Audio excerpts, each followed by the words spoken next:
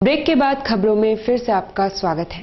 साकची बाजार में मंगला हाट को हटाकर लगभग 2 साल होने को आए हैं, पर क्या सचमुच मंगला बाजार नहीं लग रहा है?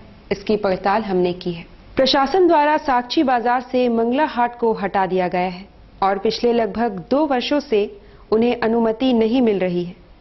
बावजूद इसके बाजार में बाकायदा फुटपाती दुकानें लग रही हैं, लोग खरीदारी भी कर रहे हैं, वो भी पुलिस की आंखों के सामने। बीच बीच में पुलिस द्वारा उन्हें खदेड़ने का उपक्रम किया जाता है, पर वो सिर्फ दिखावा होता है।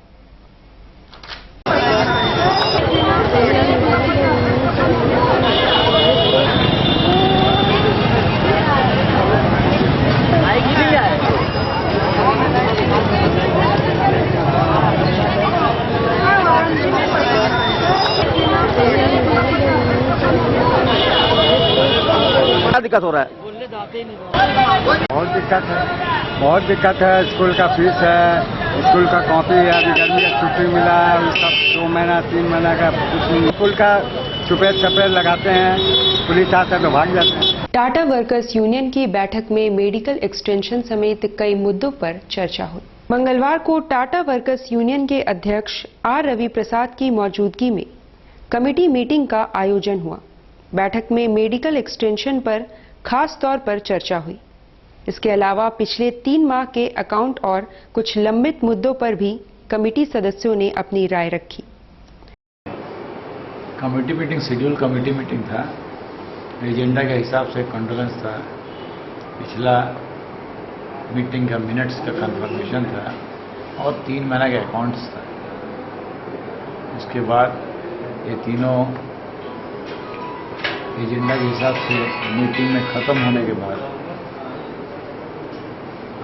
कुछ कमेटियों पर हमारे लिख के दिए थे कुछ इशू पर, तो मैं पहले ही जैसे मेडिकल एक्सटेंशन हो गया या 56 का एग्रीमेंट हो या TRM का जवाब जो भी इशू था वो सब पर मैं पहले ही क्लियर कर दिया। मेडिकल एक्सटेंशन के बारे में उसके बाद कुछ कमेटियों में लिख के दिए थे तो मैंने बोलने दिया। एनी अदर मैटर नहीं रहने के बावजूद भी करीब 8 लोग इसमें बोले, अपना बात रखे।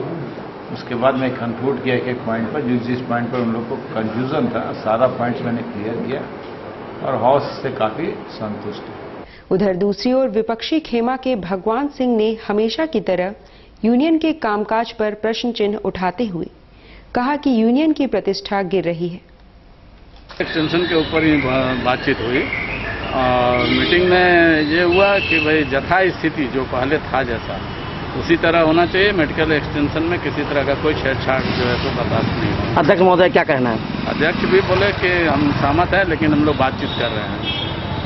का दबाव में काम कर रहा है। ये तो पूरा आपको कार्यकाल देखने से नहीं लगता है कि क्या कार्य हो रहा है। अभी तक काम नहीं हो रहा लग रहा है। कुछ काम क्या काम हो रहा है? यूनियन की प्रतिष्ठा दिन प्रतिदिन गिर रही है।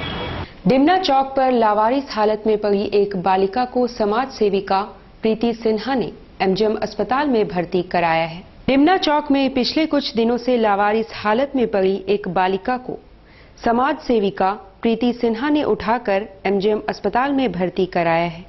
बच्ची अपना नाम नीतू बता रही है, पर भाषाई दिक्कत के चलते उससे ठीक से संवाद नहीं हो पा रहा है। उचित इलाज के बाद शायद बच्ची अपना घर पता बता सके ताकि उसे परिवार में वापस भेजा जा सके। इस बच्ची के बारे में कल मुझे जानकारी मिली है। डिमना चौक में पिछले 10 दिनों से लावारिस बैठी हुई थी और काफ़ी गंदे हालत में उनका हालात है। तो हम जैसे ही जानकारी मिली मैंने तुरंत गए लिया और इससे बात करने का प्रयास किया। पंजाबी भाषा में बोल रही है, मुझे लगता है पंजाब या जालंधर साइड की बच्ची है और इससे कुछ असामाजिक तत्वों ने उठा के ले आया है, गलत इस्तेमाल करके लाके यहाँ लेके गए हैं।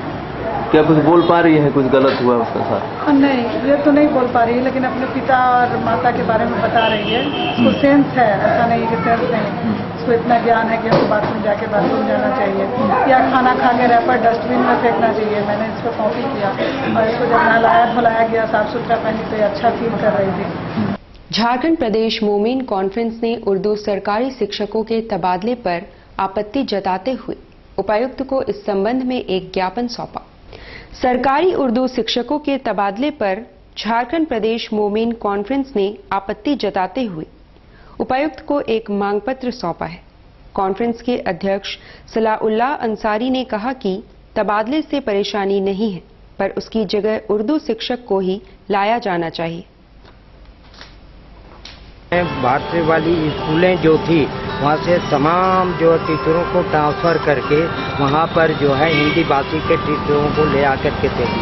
अब ऐसी हालत में जो उर्दू के जो शिक्षक हैं वो कहाँ जाएं और किस पोजीशन में हो रहे हैं। हम लोग ये डिमांड करने के लिए पहले भी ये हमने दिया था कि आपको टीचर देना है, ट्रांसफ़र करना आप बेशक कीजिए। ऐसी हालत है, इसी हालत को देखते हुए हम लोग डीसी साहब को मेमोरेंडम देने के लिए आए हैं। सेव लाइफ हॉस्पिटल में किडनी और लीवर रोग से ग्रस्त मरीजों के लिए अक्षय पात्र की व्यवस्था की जा रही है, जिससे मरीजों को सस्ते दर पर डायलिसिस उपलब्ध की जाएगी।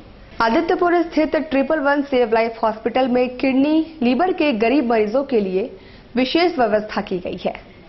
अस्पताल में अक्षय पात्र की स्थापना की जा रही है, जिससे रोगियों को मात्र 800 रुपए में डायलिसिस की सुविधा मुहैया कराई जा रही है। इससे रोगी का 350 रुपए तक की छूट दी जाएगी।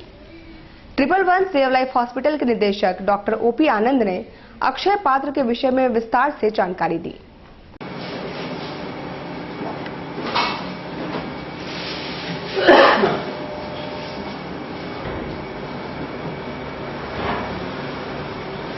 जानते हैं कि डायलिसिस के मरीजों को लाइफ हॉस्पिटल में अक्षय पात्र लगाने का संकल्प हम लोगों ने लिया है।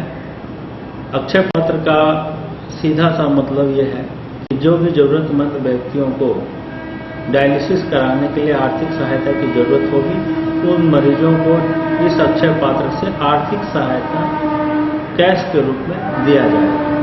आमतौर पर डायलिसिस के मरीजों को सप्ताह में 3 दिन डायलिसिस कराना पड़ता है और शहर के किसी भी सेंटर में 1000 से लेकर 1300-1400 रुपये तक प्रत्येक डायलिसिस का खर्च आता है। लेकिन हमारा ये सोचना है कि बहुत सारे मरीज इतना खर्च वहन नहीं कर सकते हैं, जिसके कारण वो अपना जरूरी इलाज नहीं करा पाते हैं, या बहुत सारे लोगों को इतना पैसे जुटाने में अपने घर बार बेचना पड़ता है, गहने संपत्ति बेचना पड़ते हैं, बच्चों की पढ़ाई अवरुद्ध होती है। तो ऐसी परिस्थिति में हमने ये तय किया है कि 111 सेव लाइफ हॉस्पिटल में एक अक्षय पात्र ही लगा दिया जाए, ताकि कोई भी जरूरतमंद मरीज जिन्हें डायलिसिस की आवश्यकता है वो अपने सुचारू रूप से डायलिसिस करा सके।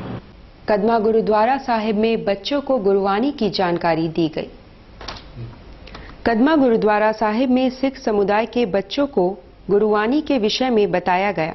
बच्चों को पारिवारिक जीवन में रहन सहन, व्यवहार और माता पिता का सम्मान करने के महत्व को समझाया गया। पखंडा तो बचना है, गुरमत को अपना के एक सुसज्जा जीवन जीना है।